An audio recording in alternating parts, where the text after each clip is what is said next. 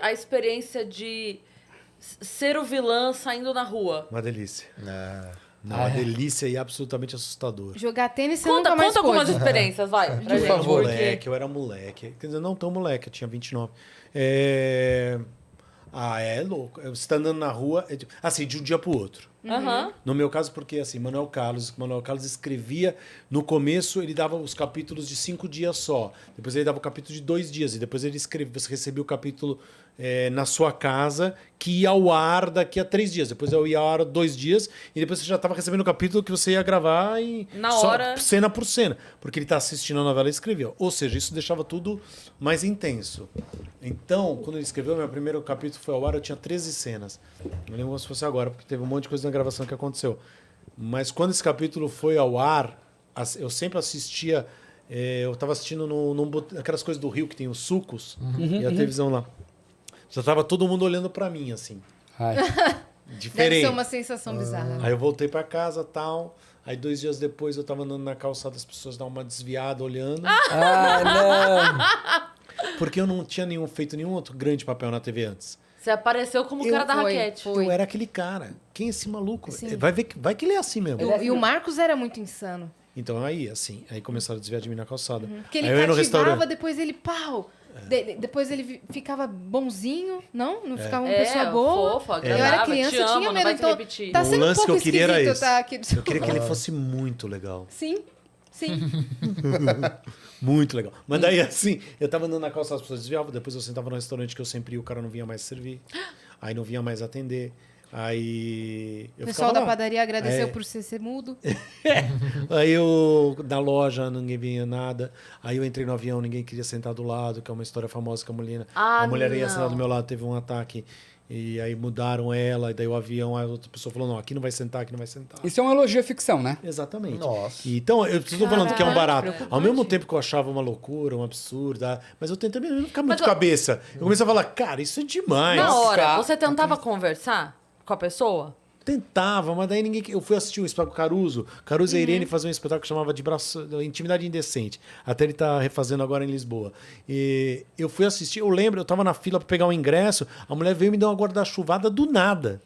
Era uma senhorinha, entendeu? Então eu não fiquei puto, eu achei. Não, claro. Mas claro, eu digo mas assim, é doido. Por exemplo, nessa do avião, tá lá a pessoa causando aquele... Eu vinha gravar um Altas Horas, Serginho, lembra? Como se fosse agora, eu Você tava tentou sentado na falar, janela. tipo, moça... Não, eu tava sentado na janela e tinha um senhor no corredor e tinha a cadeira do meio vazia. Aí porque o avião era diferente na época, né? Na época, acho que hoje em dia não, são 3, né? Sim, São sim, três. sim. Aí a pessoa tá no corredor. Aí a mulher veio, olhou, falou assim: eu não quero sentar do lado dele. Aí eu. Não, eu não quero sentar do lado dele. Daí era a moça. Pro cara, você pode sentar pode trocar? Não, eu prefiro, por favor, não prefiro. isso, prefiro não, aqueles meio executivos. Não. Ah, não, gente, Aí a não. senhora vai ter que sentar lá porque é o seu lugar. Eu não vou sentar! Tudo bem, vamos achar. Será que o senhor poderia mudar? Eu levanto. Aí uma pessoa lá do fundo do avião. Aqui é que não vai sentar! Meu Deus. Sério? Que bizarro. Aí era tipo um clima, eu não sou bem-vindo a este avião, o senhor não é bem-vindo, tipo antivax fora daqui. Eu tô passada, Muito passada, gente? como as pessoas Não, mas isso não aconteceu, sabem real. diferenciar. Aí eu, tipo, tanto que bom, tanto faz, mas assim... Tá, mas aí, como é que resolveu? Não, a mulher não sentou lá, sentava já em algum lugar pra ela. Mas eu lembro, porque eu só ficava em casa, gravava, voltava pra casa. Que é uma vida muito louca. Quando você tá fazendo novela e você tem um personagem. Realmente, você sai de casa de manhã, vai pro estúdio, volta da Globo, como é longe, 1 hora, eu morava no Leblon, 10 da noite você tá em casa, você come alguma coisa, decora pro dia seguinte, levanta, vai... Você por quantos Você não meses? vê a vida. 30 cenas por dia. Você não vê a vida. Então, quando eu entrei no avião, eu vi o que estava acontecendo, entendeu? Eu falei, cara, tá acontecendo isso. Foda. Tá assim. Aí depois teve um outro lance que a Globo me chamou para conversar porque eles estavam tendo um recorde de ameaças. Aí eu falei, não, isso é normal, não precisa ficar preocupado.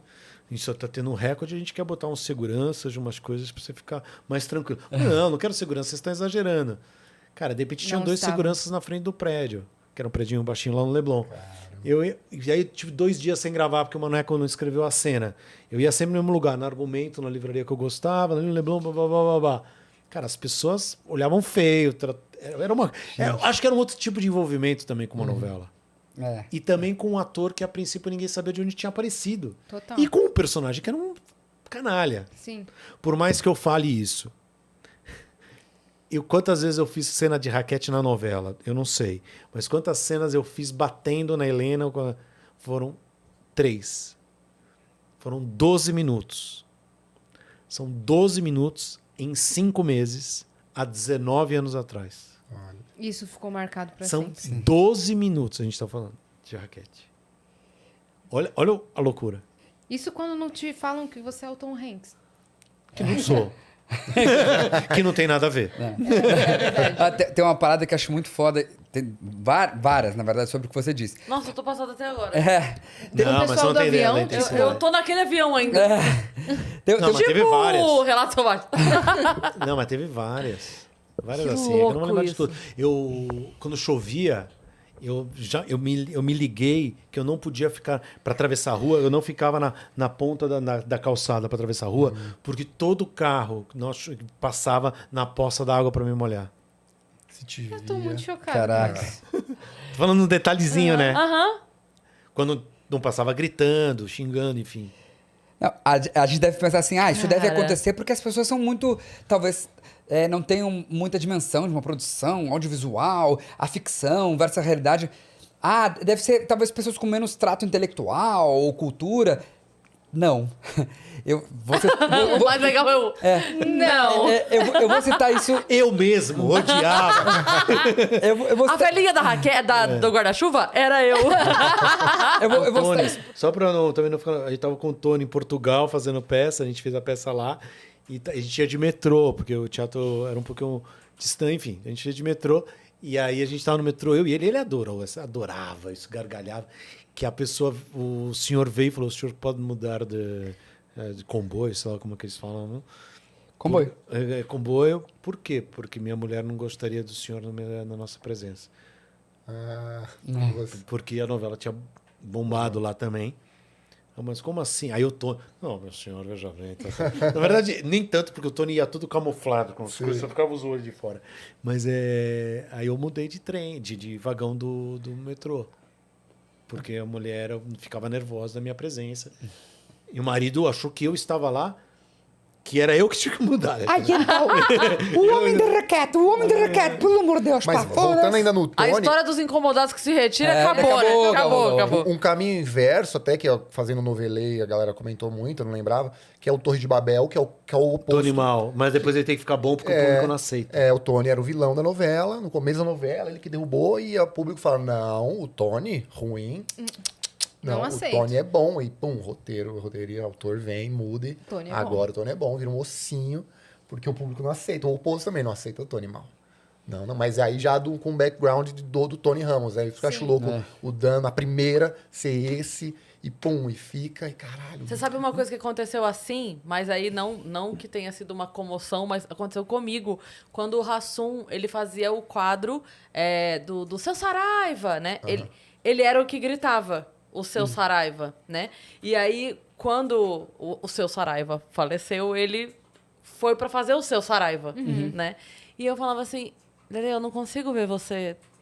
Porque o Seu Saraiva, o grande lance do Seu Saraiva é... Seu Saraiva, você vai por aqui? Não, tô aqui não. Sim. Eu tô lá na tua casa comendo tua mãe. O Seu Saraiva era essa pessoa, né? Só que o Hassum é um fofo. Sim. Eu falava, te amo, Hassum, mas não combina você sendo o cara azedo. Sim. Não dá pra dá. ser você. E aí eu acho que foi isso. A galera falou, não, Tony... Tony não. Com o Tony, não. Na pandemia, a Globo fez uma parada que quebra essa métrica, que é fazer uma obra fechada. Ou seja, o autor escreve inteiro, eles gravam inteiro e depois vai pro ar. O que é uma doideira, porque, afinal de contas, você não tem esse dimmer de dizer assim, vamos aumentar o Tony aqui, deixa eu tirar o fulano aqui. Não tem, que é o que a novela sempre fez. Essa das 8 que tá passando agora, inclusive, foi gravada há mais de ano, né? Um Lugar ao Sol, Ela foi... Porque ela tinha parado, não é isso? Ela começou, parou, aí pegamos Covid, todos lá em casa. Pegamos, aí pararam e voltaram. Mas é foda, porque isso mexeu muito, né? Os protocolos mudou muito. É uma loucura gravar novela com Covid bombando, né?